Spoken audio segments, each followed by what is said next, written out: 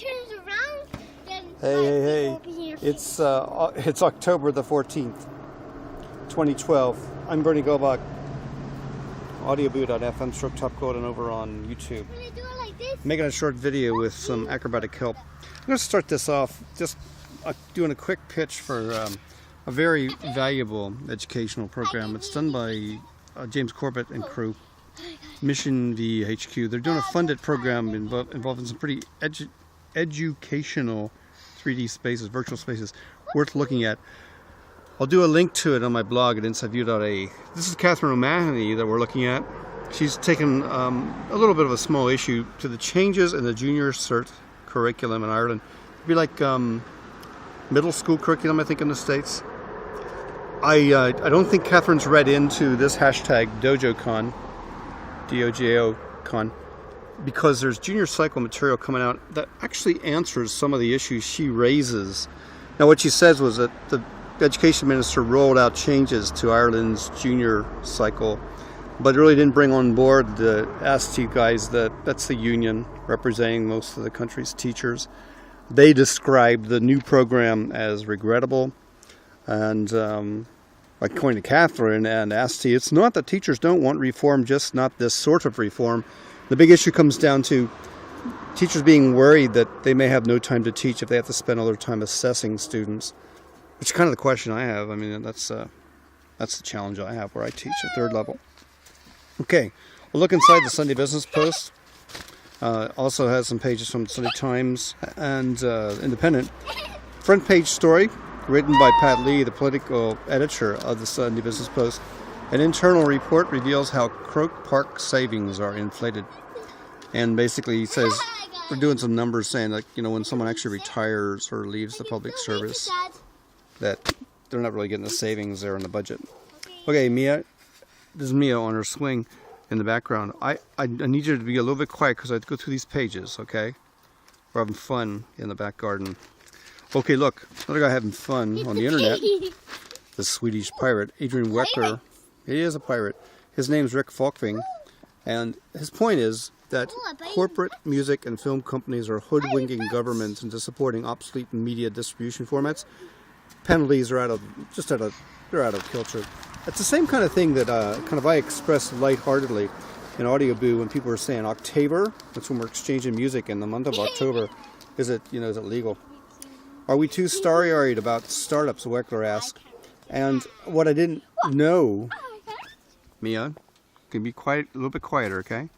What I didn't know is that Adrian's got this thing going on Wednesdays on the Daily Business Post, and it's an interview that he's doing with different startups. He likes the new Galaxy Note, calling it a class act. So far, so good in the middle of his article. And he likes the stylus that goes with it. I mean, Steve Jobs would have hated that stylus. In the news section of the Sunday Business Post, $20 million in savings sought from the education scheme.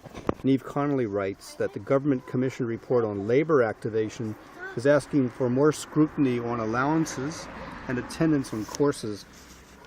We use that where I work at American Institute of Technology. We depend upon it. Students depend upon it. And I guess we have to start taking attendance records on it. Hope for a generation, they go to equity. Ronald Quinlan in Sunday Independent points out, there's no longer any sense of stigma over debt, and lenders are quite nervous about this attitude change in Ireland. That's happening. People are trying to downshift big time, and they're going to walk away from some debt. Mia's going to have a little bit of a rest. We're not done yet, though. Finola Mian, sales director at Google, was asked about her media. To tweet or not to tweet? Well, I'm not on Twitter. I'm on Google+. Good on you, lady. Weekly reading, Saturday Irish Times, Sunday Times, and the Sunday Business Post. You know what? That's my reading pattern as well. Look at these guys, Mia. They're having a meal, and their face is covered with a bag. They're called the Rubber Bandits. And the story is about a farce, no laughing matter. Siobhan Brett writes about writing. Hey, look at this. She also writes, roughly 1 in 4 people currently watching analog TV say they'll stop watching TV when the digital switchover happens. Mia, do you know when's the television going to be changing? Do you know? It's October 24th. And some people won't be able to see RT Junior then. Let me turn the page. Or TV. Yeah, or anything. Looking for that first spark Deck O'Brien continues the series, looking now at the people in Irish startups that are going to be profiled at the Dublin Web Summit.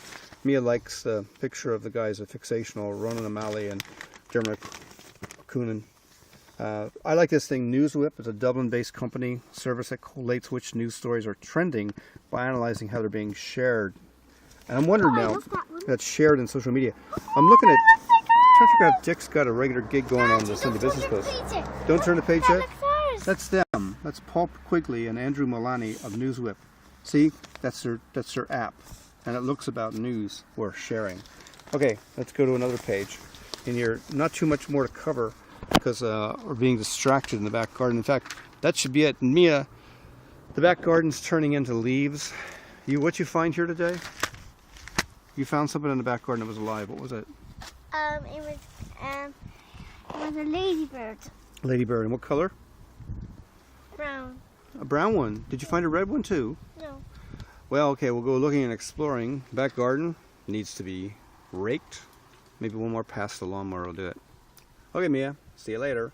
Bye. Bye for now. Bye-bye.